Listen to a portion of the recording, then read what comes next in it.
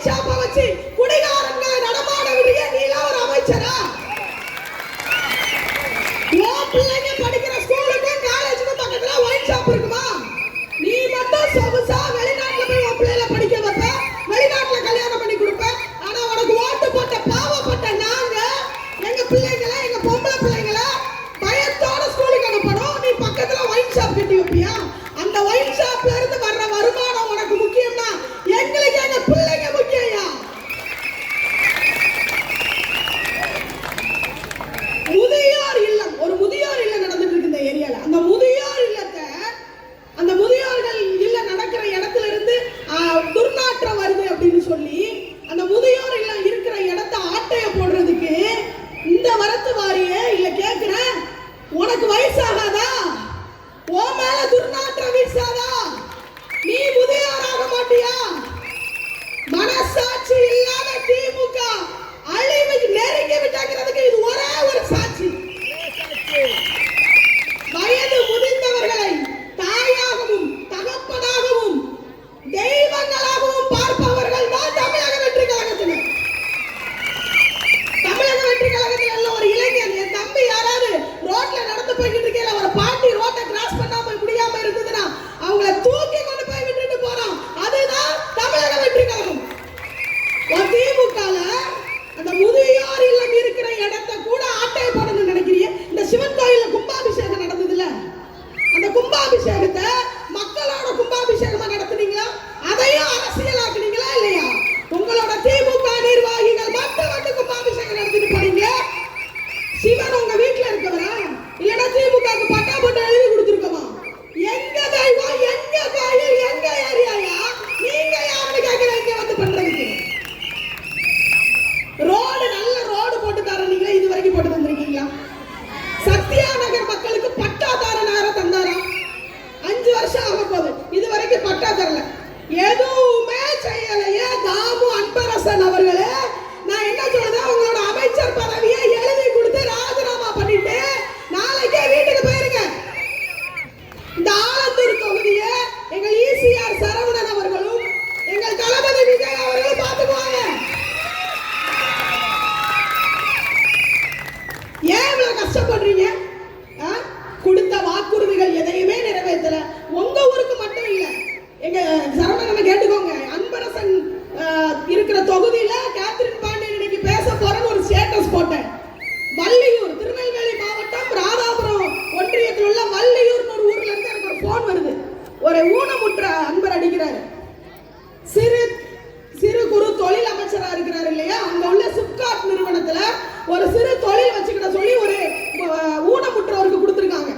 அவரை பொண்டாட்டி நகையெல்லாம் அடகு வச்சு ஒரு 3 லட்சம் ரூபாயை உள்ள போட்டு வச்சிருக்காரு. கூட வந்து ஒரு 2 லட்சம் கொடுக்கணுமா, கொடுக்க முடியலையா. கொஞ்ச நாள் எனக்கு அவகாசம் தாங்க, நான் கொடுத்துடுறேன்னு போய் காலில் விழுந்து கெஞ்சிருக்காரு.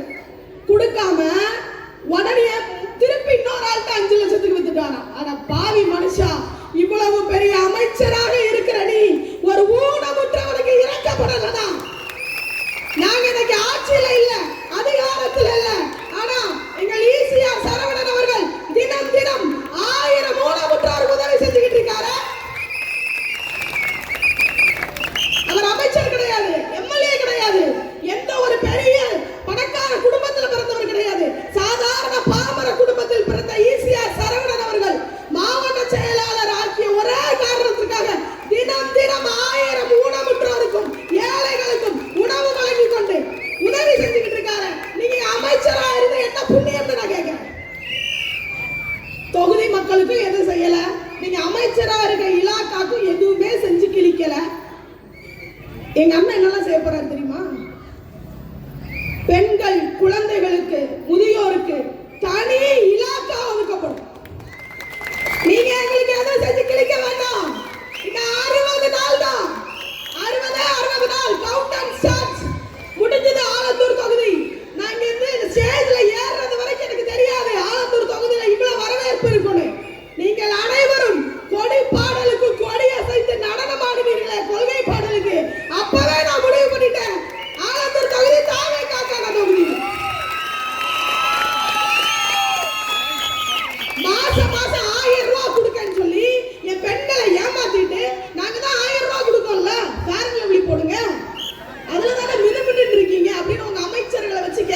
வச்சீங்கல்ல, எங்க அண்ணன் மாதம் மாதம் 2500 ரூபாய் கொடுக்க போறாரு. சிலிண்டருக்கு 100 ரூபாய் மானியம் தர்றேன்னாங்கல்ல திமுக இருந்து, இது வரைக்கும் தந்தாங்களா? 5 வருஷம் ஆச்சு, ஒத்த ரூபா கிடையாது. சிலிண்டர் புக் பண்ணா உடனே வர்றதுக்கு கூட வழி அமைச்சு தரல. ஆனா எங்க அண்ணன் அன்னபூர்ணி சூப்பர் 6 திட்டம் சொல்லி கட்டணம் இல்லாம வருடத்திற்கு 6 கேஸ் சிலிண்டர் கொடுக்க போறாரு. பெண்கள் வெளியில போக முடியாது, பெண்களுக்கு பாதுகாப்பு கிடையாது. கல்லூரி படிக்கிற போற பிள்ளைங்க வீட்டுக்கு வரதுக்குள்ள அந்த பிள்ளைங்களோட சூழ்நிலை என்ன ஆகுதுன்னு தெரியல. 2 வயசு குழந்தைய பாலியல் பலாத்காரம் செஞ்சு கொன்றுதான் திமுக நிர்வாகி.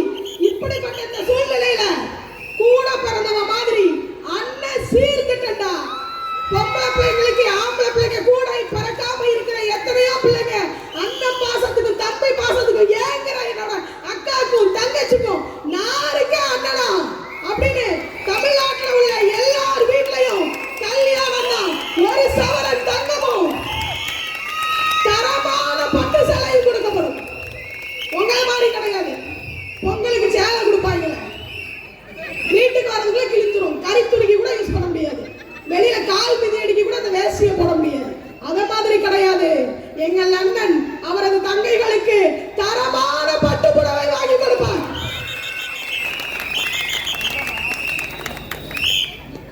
பள்ளிகள்ல கல்வி கட்டணங்கள் எல்லாம் அதிகரிச்சு வச்சு அரசு பள்ளிகள்ல சேருங்கன்னு வாய் கிளிய பேச வேண்டியது மேடம் மேடையா. நம்ம கனிமொழி அக்காலம் பயங்கரமா, அதுல இந்த அன்பில் மகேஷ் பொய்யாமொழின்னு ஒரு அடுத்த சிவாஜி கணேசன் ஒருத்தர் இருக்காருல்ல, படிச்சு சொன்னதை கேட்டீங்களா அப்படின்னாருல, ஞாபகம் இருக்கா? அவரை அன்பில் மகேஷ் பொய்யாமொழி சொல்லுறத பூரா பொய்மொழி தான். ஆனா அவருக்கு பேரு பொய்யாமொழி. அந்த பொய்யாமொழி அரசு பள்ளிகளை அப்படியே கட்டமைச்சு வச்சிருக்கிறேன்றாரு.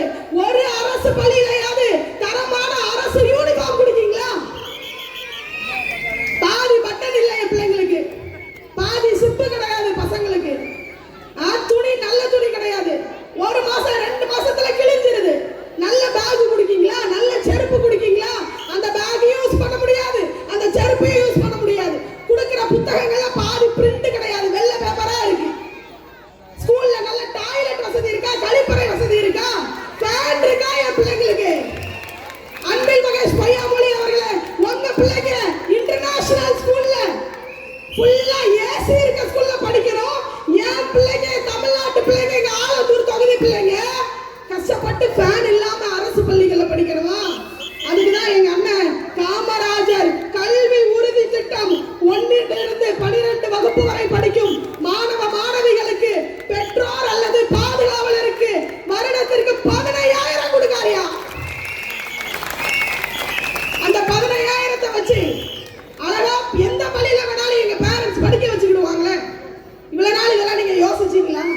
எதுக்கு நீங்க எல்லாம் இருந்தீங்கன்னு கேட்டேன். இதுல 80 வருடம் 85 வருடம் நாங்க கிழிச்சிட்டோம்.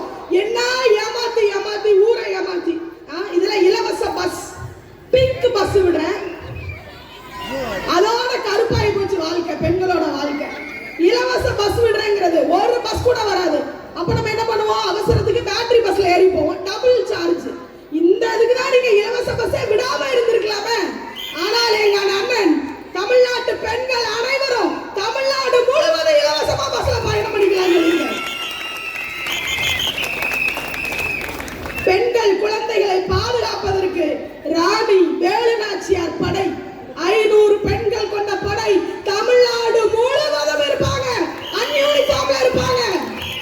எந்த பொம்பளை பிள்ளையும் பிறந்த குழந்தையில இருந்து வயசாகிற பாட்டி வரைக்கும் பொம்பளை பிள்ளைங்களுக்கு ஒண்ணுன்னா வேலுநாச்சியார் படை வந்து அந்த இடத்துல நிற்கும்.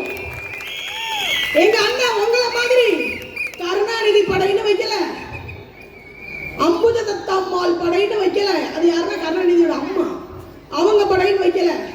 மு.க. ஸ்டாலின் படைன்னு வைக்கல. உதயநிதி ஸ்டாலின், இன்பநிதி ஸ்டாலின், அந்த நிதி இந்த நிதி எந்த நிதி பேரை வைக்கல. எங்கள் கொள்கை தலைவி ராணி வேலுநாச்சியாரின் பெயரில் தனி படை அமைத்திருக்கிறார். பெண்களுக்கு எத்தனை பிரச்சனை வந்தாலும், தன் கணவனாலேயோ மாமனார் மாமியாராலேயோ வரதட்சணை கொடுமையாலேயோ ஒரு பிரச்சனை வந்தா நம்ம நீதிமன்றத்தை அணுகுனா நம்மளுக்கு ஏதாவது ஒரு பிரச்சனை உடனே முடியுதா? கிடையாது. எந்த நீதிமன்றத்தில்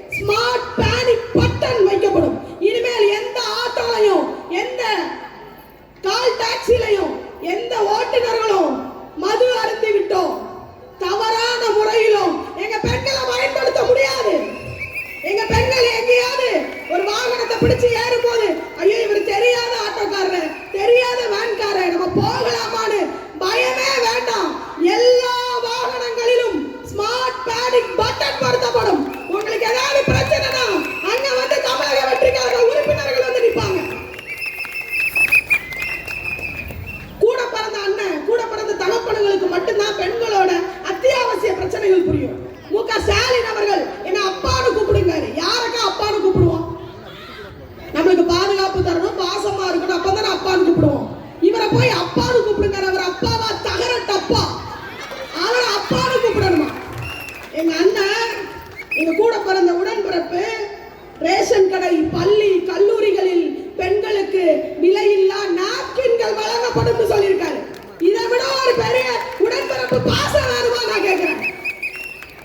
சிங்க பெண்கள் மேம்பாட்டு திட்டத்துல 5 லட்சம் ரூபாய் மகளிர் சுய உதவி குழுக்களுக்கு கடன் வழங்கப்படும், 100% மானியத்துடன் வழங்கப்படும் சொல்லியிருக்காரு. உங்களை மாதிரி 10,000 20,000 மகளிர் சுய உதவியில கொடுத்துட்டு அத பின்னாடியே இன்னொருத்தனை அமுச்சு விட்டு துட்டுதான் வீட்டு வாசல்ல நின்று புடுங்க வைக்க மாட்டோம். 5 லட்சம் ரூபாய் 100% மானியத்தோடு வழங்கப்படும் சொல்லியிருக்காரு. நீங்களே முடிவு பண்ணுங்க, விசில் வேணுமா சூரியன் வேணுமா? விசில் தான் வேணும்.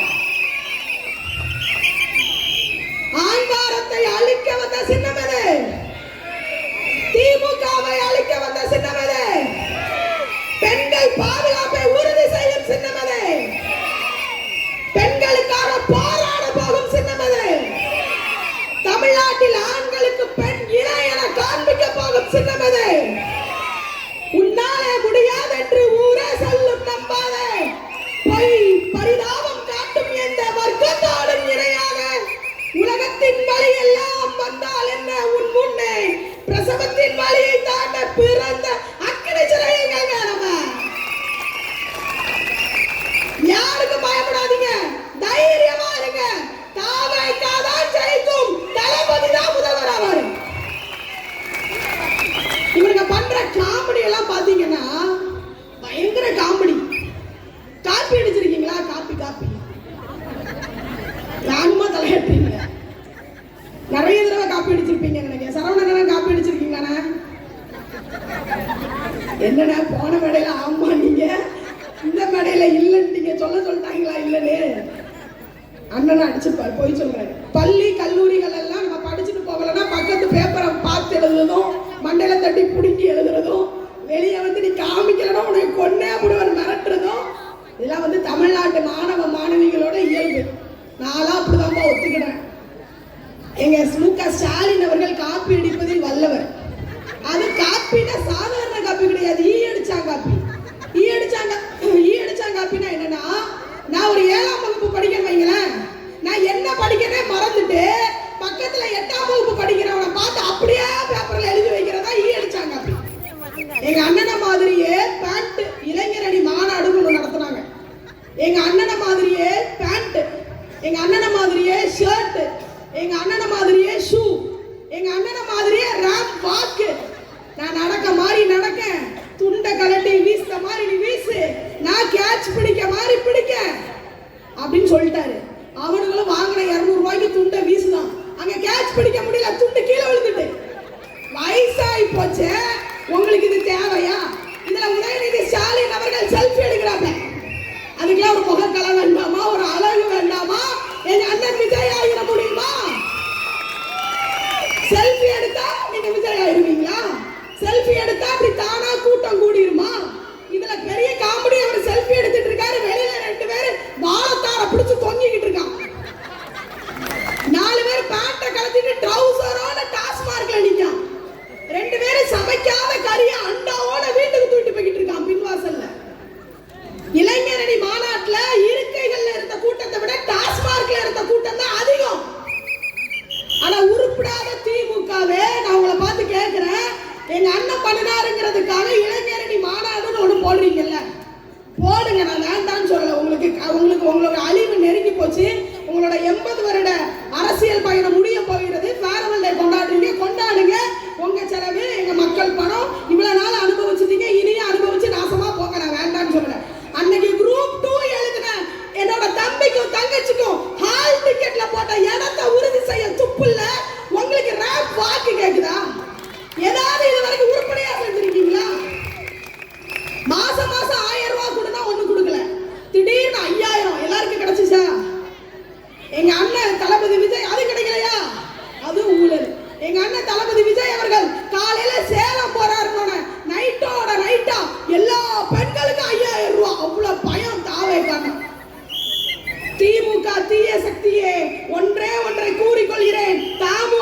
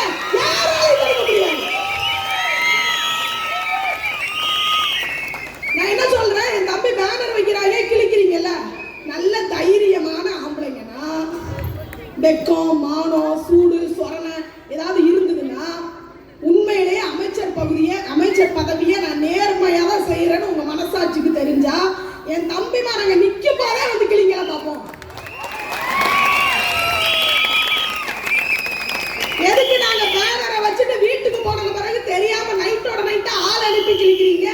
ஏன்னா பயம். தாவேக்கானா பயம், தாவேக்கா நிர்வாகிகள் தான் பயம்.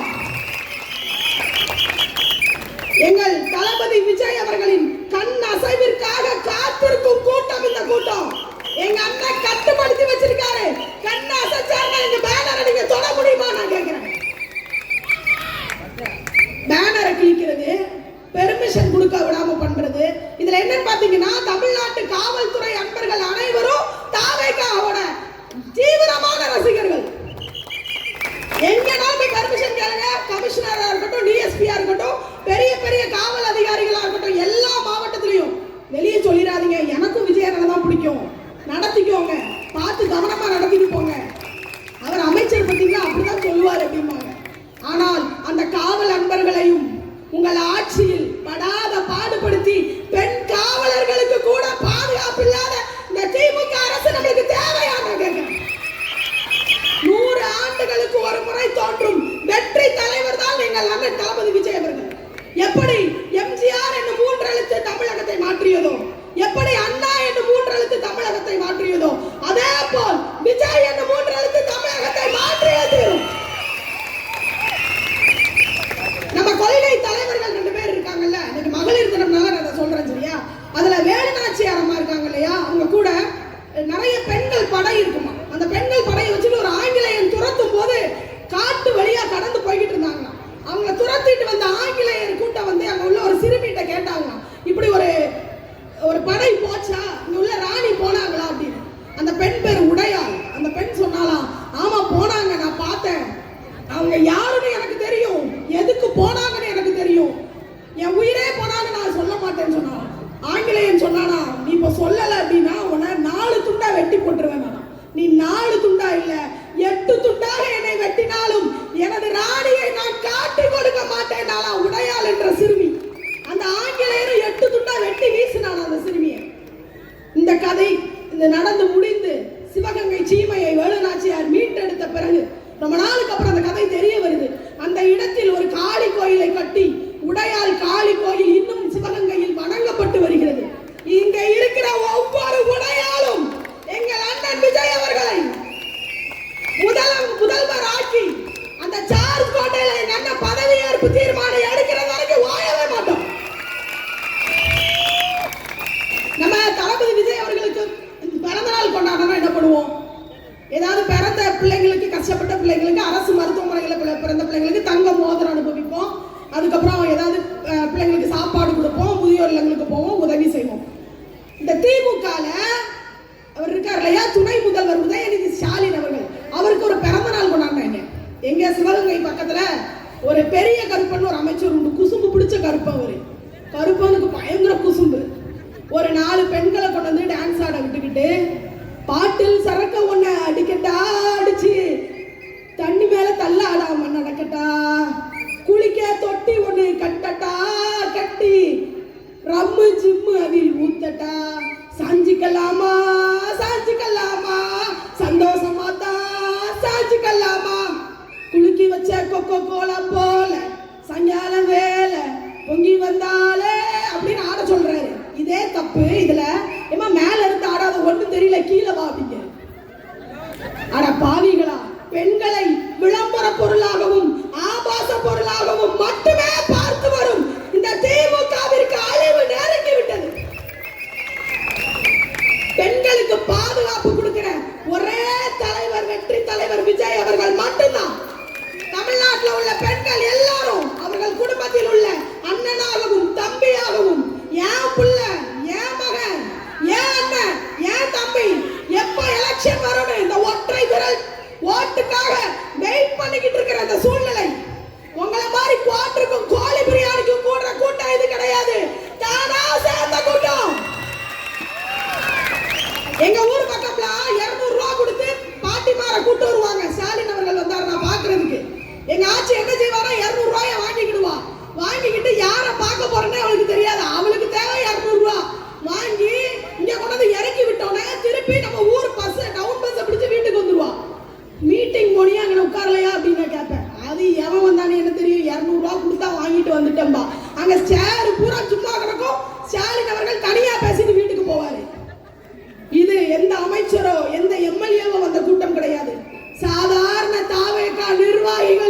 கூட்டத்திற்கு இத்தனை மக்கள் வந்து இவ்வளவு பேர் நின்னு கால் கடுக்க நின்னு எங்க பெரியம்மா ஆட்சியாளர்னு கேட்டுக்கிட்டு இருக்காங்கன்னா இந்த கூட்டம் தான் ஜெயிக்கிற கூட்டம். ஒன்றே ஞாபகம் வச்சுக்கோங்க, எத்தனை தலைவர்கள் வந்தாலும் நீங்க எங்க அண்ணனை எத்தனை பூச்சாண்டி கட்டினாலும் என்னதான் நீங்க போய் சொன்னாலும் நீங்க என்னனாலும் பண்ணிக்கோங்க. தன் குடும்பத்திற்காக தனக்காக யோசிக்காமல் மக்களுக்காக பணி செய்வோம். என் பிரச்சனையை நான் பார்த்துக்கிறேன், அதெல்லாம் ஒரு மேட்டரே இல்லைன்னு லெஃப்ட் ஹேண்ட்ல டீல் பண்ணிட்டு போயிட்டே இருப்பாரு எங்க அண்ணன். ஆங்காரத்தையும் திமுகவையும் ஊழலையும் அழிக்க வந்த விசிலுக்கு ஓட்டு போடுங்க. விசில பார்த்து பயப்படுறாரு ஸ்டாலின். குப்பை தொட்டி கொண்டு வரவங்க விசில் அடிக்க கூடாதா? ஸ்டேடியத்துல விசில் அடிக்க கூடாதா? கண்டக்டர்லாம் பஸ்ல விசில் அடிக்க கூடாதா? அவர் வீட்ல கிச்சன்ல விசில் அடிக்க குக்கர்ல என்ன பண்ணுவாரு? பாஞ்சு குதிச்சிருவாரோ வெளியில. தாவேகாவின் மீதும் ஒரு 5 கிராம் இருக்குமா விசில், 5 கிராம் விசிலுக்கு பயப்பட ஆரம்பிச்சிட்டீங்களே 80 வருட திமுக, நீங்கள் அப்பொழுதே அழிந்து விட்டீர்கள் என்று அர்த்தம். நீங்க ஒழுங்கா எல்லாமே அரசியல் பண்ணிருந்தீங்கன்னா, நேர்மையா இருந்திருந்தீங்கன்னா எங்க அண்ணா அவர் பாட்டுக்கு படம் நடிச்சிட்டு இருந்திருப்பாரு. நாங்க போய் ஃபர்ஸ்ட் ஷோல என்ஜாய் பண்ணி பார்த்துக்கிட்டு இருந்திருப்போம். படம் நடிக்க விட, படம் பார்க்க விடலையா, படத்தை வெளியிட விடலையா, பயங்கர சந்தோஷத்துல இருக்காங்க. ஒன்னும் பிரச்சனை இல்ல. இப்ப வந்தா நடிகர் விஜய் அவர்களின் ஜனநாயகத்தை பார்க்க போறோம். இன்னும் ஒரு 60 நாள் கழிச்சு நாங்களே வெளியிட்டா தமிழ்நாட்டின் முதல்வர் அவர்களின் ஜனநாயகத்தை பார்க்க போறோம். ஒன்னும் பிரச்சனை இல்ல, பண்றதெல்லாம் பண்ணிக்கோங்க. உங்களின் திமுகவிற்கு எங்கள் தாவேகா பெண்கள் ஊதுகிற சங்குக்கு பேர் தான் விசில். ஊதுக மாமா ஒரு தடவை. தாமோ அன்பரசனுக்கு கேட்கணும் சத்தமா. இதே உற்சாகத்தோடு, இதே கொடியசைப்போடு இன்னும் ஒரு 60 நாள் களமாடுங்கள். குடும்பம் குடும்பமாக சென்று தாவேகாவை பற்றியும் அவர் கொடுத்த பெண்களுக்கான வாக்குறுதிகளை பற்றியும் எடுத்து கூறுங்கள். தாவேகாவை வெல்ல வைப்பீர்கள் என்று நம்புகிறேன். என்னதான் நடக்கும் நடக்க